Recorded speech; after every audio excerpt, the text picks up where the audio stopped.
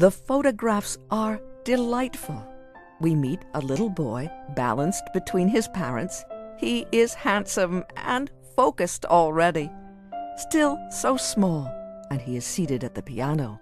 A beautiful moment. And we are told, in fact, that this lad was fascinated by the piano, fascinated. At age 2 and 3, he ached to touch the instrument, to sit by the keys and poke to hear the sound. Further on in the photo album, young Giorgi is on stage with the piano, and then with talented friends after performing in the hall of the school. And finally, we find him at Beethoven's grave. We have watched as fascination became true passion in the life of pianist Giorgi Latsabidze. Born in Tbilisi in Georgia, he studied there and at the legendary Mozarteum in Salzburg, Mozart's hometown, and with exceptional teachers and pianists, including Lazar Berman.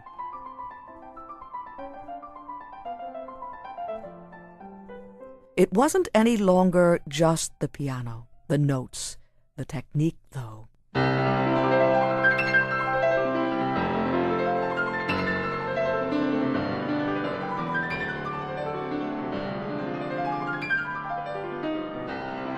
The audience in Tbilisi erupted when Giorgi created the most memorable concert performance of the 24 Etudes of Chopin in the region's history, the crowd of over 1,000 cheering the music that he made.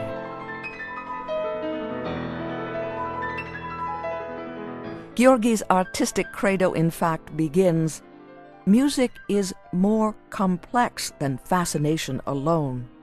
He believes the experience of music is profound, touching us deeply, touching us at the level of our common humanity, what he calls the level of universal experience.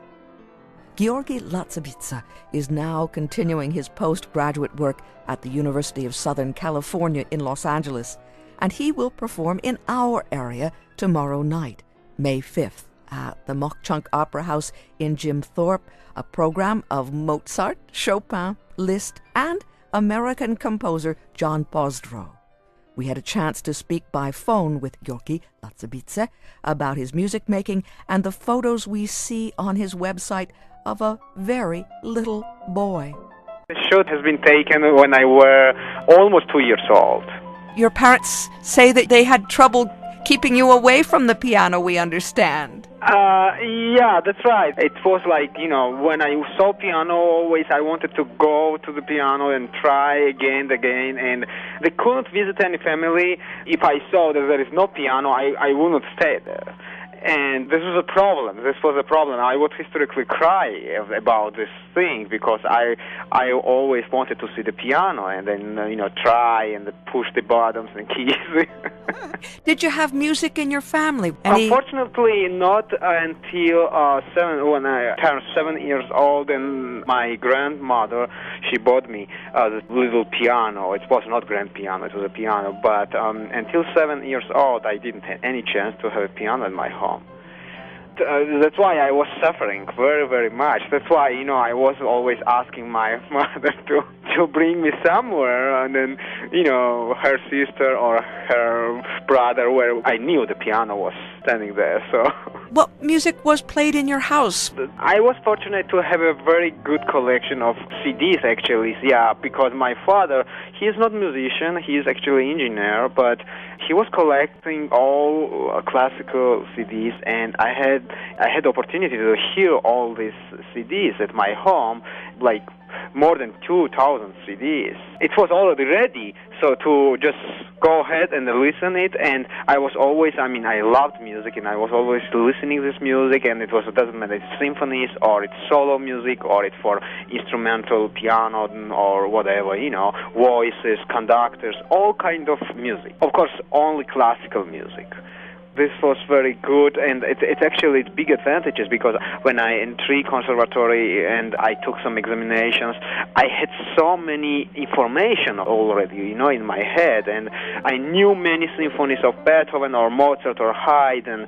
I knew the pieces of all of them, almost of all of them from Chopin, and I was already ready. So this was a big advantage. And you received presidential scholarships? Yeah, this was also very helpful and very supportive, because, to get scholarship in the country where I supposed to live, I used to live in Georgia, and I don't know if you are informed, but the Georgian economical situation and condition is not really good as in Europe or in America.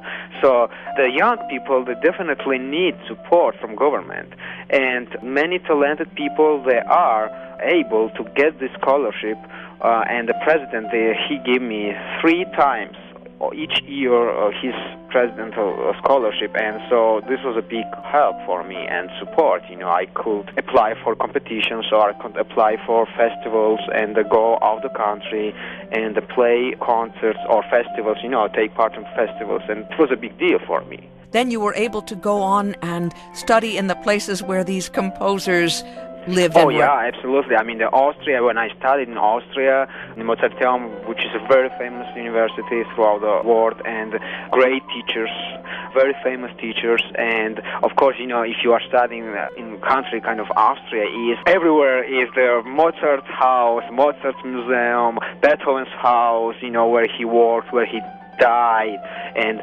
churches where they used to work.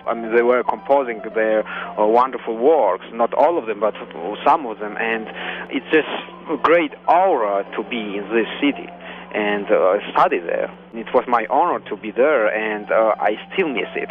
Also on your website, there's a wonderful photo of you at a Beethoven monument. Well, this is where he has been buried. This is a cemetery. There is a certain area in the cemetery where are all these great composers like Beethoven, Brahms, Schubert, Mahler. They are all Austrian composers. So unfortunately, we don't have pure Mozart, but we can guess.